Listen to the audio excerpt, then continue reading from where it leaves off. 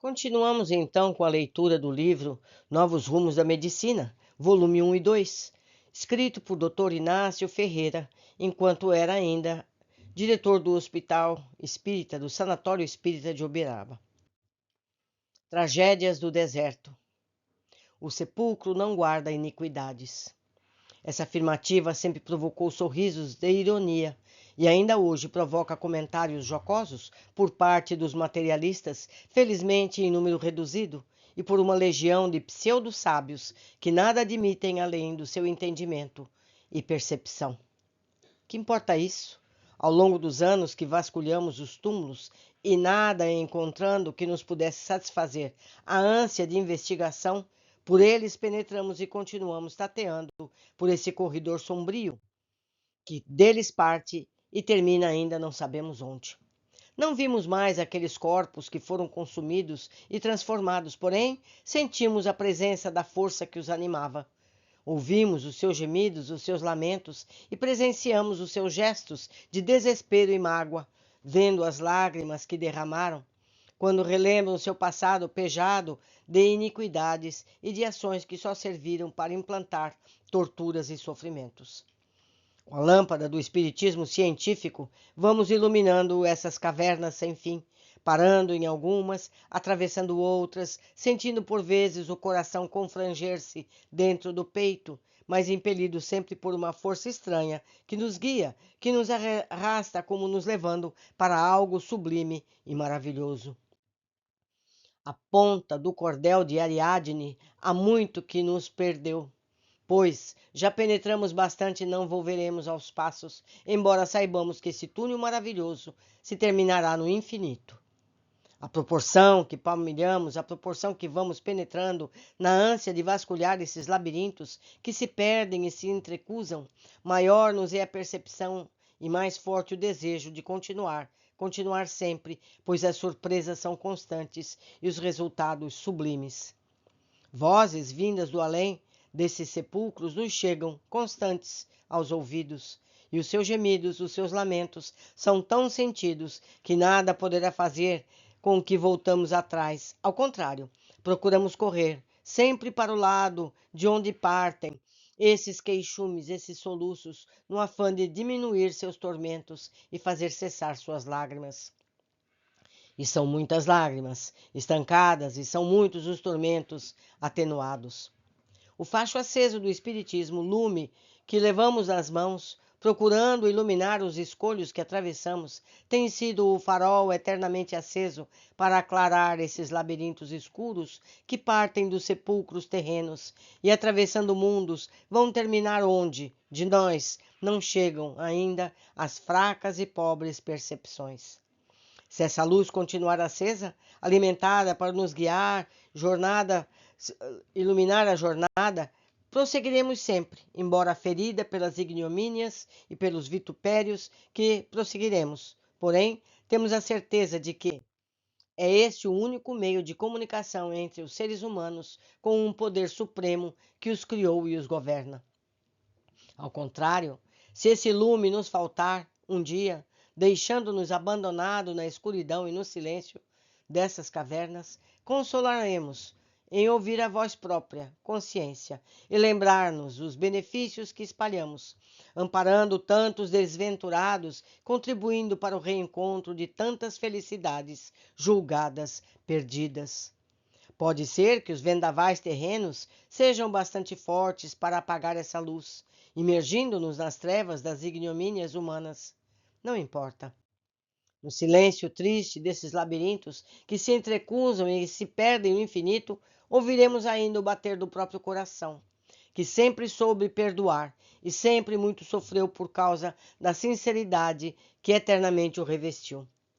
Enquanto essa luz nos apontar esses espectros, cujos corpos foram destruídos, mas cujos sentimentos ainda perduram, vamos prosseguindo a marcha repleta de tropeços, procurando não só minorar esses tormentos, como também saber a sua origem, as suas causas, para que possamos um dia relembrar aos seres humanos que o sepulcro não guarda iniquidades.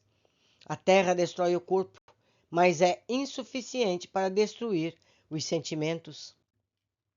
É grande, é enorme, é imensa a legião de sofredores que vivem arrastando o barco do sofrimento por entre lamúrias, queixumes e lágrimas.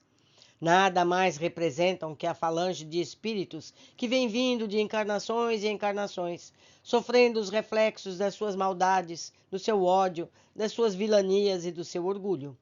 São falanges intensas de espíritos que vivem, quais judeus errantes, em busca de tranquilidade, do sossego, tranquilidade, que ainda não podem encontrar nos recursos da ciência material, mas humana. Não são condenados eternos às penas e aos estertores da dor. Atravessam por vezes encarnações e mais encarnações, padecendo sob o guante dos inimigos que vivem no espaço, rondando as suas experiências, aproveitando-se de todas as circunstâncias possíveis para lançá-los aos abismos e às torturas físicas e morais. Nessas emergências é que se reconhece todo o esplendor dos trabalhos espíritas, quando processados com critério, com sinceridade, pois eles nada mais representam do que a oportunidade que se oferece a estes sofredores encarnados e desencarnados, mostrando a uns o valor do arrependimento, a outros a grandeza do perdão, para que unidos possam depois palmilhar com mais facilidade a estrada da perfeição. Núcleos espíritas bem orientados, sessões de doutrinações, com médiuns bem desenvolvidos, são verdadeiras fontes de luz e compreensão, onde essas entidades sofredoras e vingativas vêm beber os ensinamentos divinos e onde esses judeus errantes do sofrimento vêm encontrar a água precisa para lavar a mancha das suas faltas passadas. É esse caminho único e verdadeiro para a medicina encaminhar melhor a sua marcha progressiva e esplendorosa, unindo a terapêutica do corpo aos recursos da terapêutica da alma.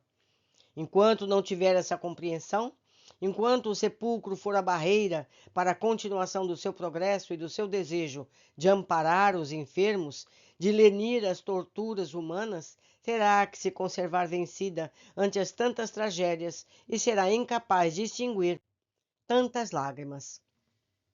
A imprensa espírita nos tem sido o arauto das observações e conclusões no terreno do espiritismo científico. De todos os recantos do Brasil nos chegam pedidos de informações, conselhos que nos aguardam nas normas e estudos.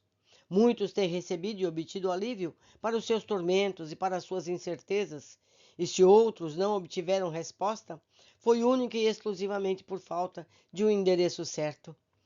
Entre esses pedidos, baseados no que tem sido publicado, recebemos um telegrama urgente de Cuiabá, estado de Mato Grosso. Naquele tempo era Mato Grosso. Desculpa, hoje ainda é Mato Grosso, Cuiabá. Era mais um brado de socorro, clamando pelo alívio de um sofredor. Após a consulta espiritual, que jamais deixamos de fazer, quando não podemos ver e examinar o paciente, respondemos o apelo aconselhando que trouxesse o doente para tentarmos o tratamento. Sim, tentarmos, pois apesar de se tratar de um caso terrível de obsessão, o paciente já estava com lesões orgânicas irremediáveis, consequência do longo período em que sofria irradiações contínuas de um inimigo que agia friamente, sem dó, sem piedade. Faço eu uma observação. Tudo começa como uma obsessão que vai se agravando. E se ela persiste por muitos anos, por muito tempo, essa obsessão ela passa a ferir também o corpo perispiritual e físico do paciente. Chega um ponto que a gente pode até libertar esse paciente, mas o corpo físico já foi estragado. É como a gente calçar um sapato que aperta. Chega um ponto que chega a bolha, chega um ponto que aquilo já vira um calo. E aí já fica difícil. É mais ou menos, a grosso modo, a comparação. Continuando. Mantidos por essa esperança, que a fé ilumina e sustenta, resolveram fazer a longa viagem, trazendo o rapaz, que foi internado em 8 de agosto de 1939. Moço com 23 anos de idade, físico forte e desenvolvido, demonstrando equilíbrio orgânico relativamente bom, tremor intenso nas pernas e braços, a ponto de não poder alimentar-se pelas suas próprias mãos. Dificuldade imensa ao falar, pronúncia bastante defeituosa, a ponto de nada se entender do que dizia. Alimentava-se e dormia bem. Órgãos internos perfeitos, em pleno funcionamento. A todo instante caía num pranto doloroso, derramando lágrimas abundantes. Foi sempre um rapaz alegre, disposto e trabalhador. Há 10 anos começou a isolar-se do convívio dos amigos. Uma tristeza infinita o invadia, sem que pudesse explicar a causa, sua origem. Tornou-se muito sensível, chorando constantemente, sem que pudesse descobrir o motivo desse pranto. Por várias vezes, viram-no confabulando com pessoa, só a ele visíveis. Vocês veem, foram 10 anos. O corpo físico já estava realmente já afetado. Seguindo. Um pavor intenso o invadia, a ponto de não querer ficar só, procurando ficar sempre em companhia de alguma pessoa da família. Amparado pela fortuna material, não lhe faltaram recursos médicos e tudo o que a ciência dos seres humanos lhe pôde oferecer, como socorro e como auxílio, sem contudo obter o mínimo resultado. Ao contrário, piorava sempre, sensivelmente, a ponto de a família perder as esperanças. Aconselhada que recorresse ao tratamento espírita, foi o primeiro a se revoltar contra essa ideia. Mesmo assim, a família conseguiu levá-lo a algumas sessões, tomando passes, sem obter também nenhum resultado. Para a leitura dos casos que temos expostos em jornais e revistas, confrades amigos fizeram com que a sua família procurasse os recursos deste sanatório, onde trabalhamos, ao vitre aceito, como mais uma tentativa e mais uma esperança. Seu velho pai, só a custo, separou-se do filho, deixando-o internado. 10 dias depois do internamento, em um trabalho previamente preparado para o caso, tivemos o prazer de receber uma sombra, ou seja, um espírito amigo, aconselhando-nos a concentração perfeita, pois ia manifestar-se um obsessor. Terrível. Momentos depois, incorpora-se a entidade, e só a muito custo, com rodeios e paciência, conseguimos que assim se manifestasse. Nada me convencerá, e força alguma deste mundo será capaz de fazer com que não atinja os limites da minha vingança. Jurei por Alá, e o juramento de um beduíno é sagrado. Há 300 anos que o sigo. Por mais lágrimas que ele derrame, nunca serão bastante para compensar aquelas que provocou. Ou seja, ele persegue esse pobre homem há 300 anos, ou seja, de encarnação em encarnação. Demonstrava uma revolta tremenda, uma sede inegostável de vingança. Fizemos com que se desincorporasse devido ao sofrimento da médium, apesar de bastante desenvolvida. Previamente, porém, lhe falamos nessa cadeira sucessiva de vidas do perdão, do sofrimento, que originam o ódio e as vinganças, fazendo com que refletisse sobre o poder de Deus e principalmente sobre a sua justiça. Quando assim falávamos, apresentaram-se-lhe algumas sombras companheiras daquela passada existência, quer dizer, alguns espíritos de vidas anteriores. Inquieto, agitado, chamava-as pelos respectivos nomes, dizendo acreditar que tudo aquilo era ilusão dos seus sentidos, da sua imaginação exaltada, jamais a realidade. Desincorporado, clamando por Batar Hawik, Ratamak e Zaira, pela mesma médium veio nova comunicação por uma entidade amiga, uma das sombras que tomavam parte da tragédia desses séculos que se passaram. Nesses instantes, o manto divino se desdobra, trazendo o passado para o presente, na demonstração de que o espírito é imutável. Foi dito ali, há 300 anos fui Rabi Ratamanque. Surjo agora, não como fantasma de uma lenda milenária que invocasse. Surjo, sim, entre os mortos, porque vivo e sou. Surjo para falar contigo, irmão rebelde, que duvidasse daquele dia, do que te dissera em nome de Alá, aconselhando-te que confiasse na sua justiça, porque ela era maior do que a justiça dos homens. Não acreditaste, procuraste fazer com que Zaira se suicidasse, mandando levar-lhe o punhal embebido em seu sangue. Vagarás, enquanto a mancha desse sangue conservar-se nesse punhal que a tua imaginação guarda. Hoje, num templo da verdade, em nome do Supremo Arquiteto do Universo, Senhor e Criador de todas as coisas, eu te digo, a justiça do soberano ser, o irmão incrédulo é maior que a justiça dos homens, e seu irmão, também transviado, encontrará, como predito foi, a tranquilidade e a felicidade que só teria após a descoberta da fonte das lágrimas. Há 300 anos ouviu isso e pagou o crime por ele praticado. Seu corpo se transformou, mas o espírito, que o tempo e o túmulo se transformam, continua a sua marcha e encontrará o necessário para enxugar as suas lágrimas. Tu também, caro irmão, encontrarás a felicidade perdida no dia em que fizeres por apagar a tua imaginação o quadro deste punhal.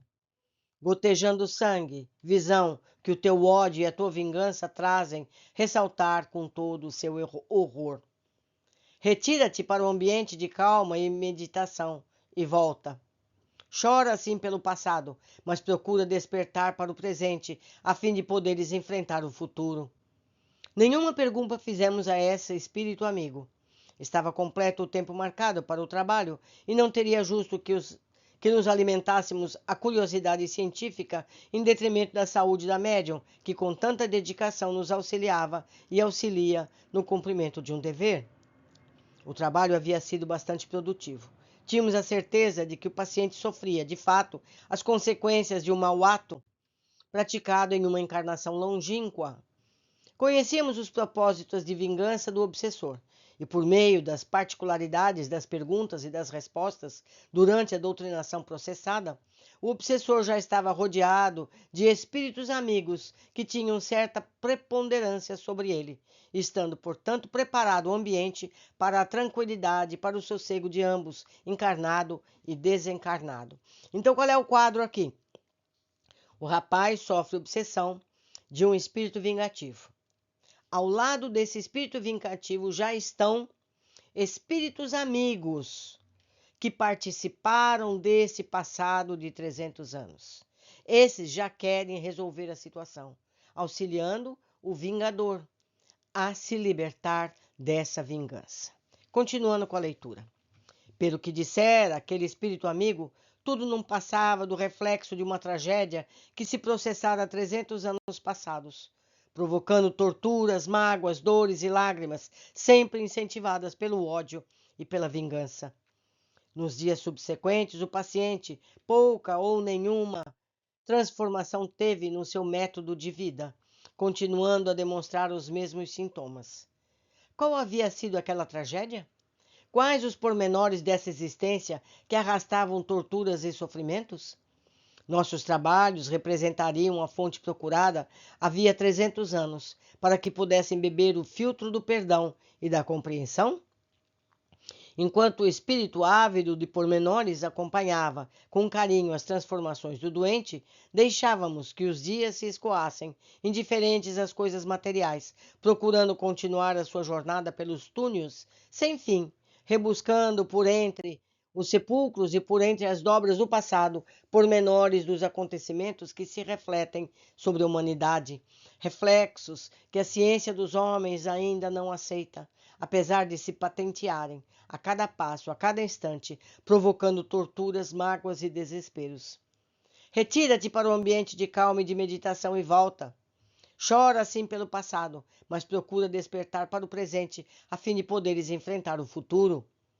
Assim dissera aquele sombra amiga, na qual pressentíamos o chefe antigo, cuja preponderância sobre os seus vassalos ou sobre os seus crentes não admitia a réplica, demonstrando confiança em si mesmo pelo tom incisivo com que falava. Retira-te e volta. Obedecendo como bom muçulmano que confia cegamente no seu pastor, lá seguiu pelaquela sombra infeliz, aquele espírito infeliz, à procura do ambiente de calma e de meditação. Alguns dias se passaram. Alguns dias durante os quais voltou aos seus areais sem fim e suas tendas tão queridas. Lá no deserto infinito, tendo por leito as areias escaldantes, por teto o céu extenso, salpicado de estrelas, ouvindo o sibilar dos ventos que formavam as dunas, sempre atento aos uivos das feras que rondavam os acampamentos, o seu espírito deve ter renascido para a nova vida, uma vida mais bela, mais sublime do que a que vinha concentrada no ambiente estreito do ódio, da perseguição e da vingança. Suas lágrimas, naturalmente, molharam as areias do deserto, mas, em compensação, o seu espírito, mais liberto, reconheceu o poder incomensurável de Alá, despertando ante a natureza do seu Oriente. Após o despertar, veio o desejo de reviver, para que pudesse ainda, em cavalgadas estafantes, percorrer aqueles desertos sem fim, onde o seu espírito estava arraigado desde centenas de anos. E o desejo de reviver foi apagando da sua memória os tormentos testemunhados por aquele mesmo deserto, cujas areias movediças, açoitadas pelos cimos impediosos, aos poucos foram sepultando aquelas mágoas antigas, aquelas torturas passadas. E ele, obedecendo às ordens, voltou, se não com outros sentimentos, pelo menos com a dúvida, prenúncio de que o deserto continuaria a retê-lo para todo sempre. Esse é um capítulo muito longo. Continuaremos no próximo vídeo.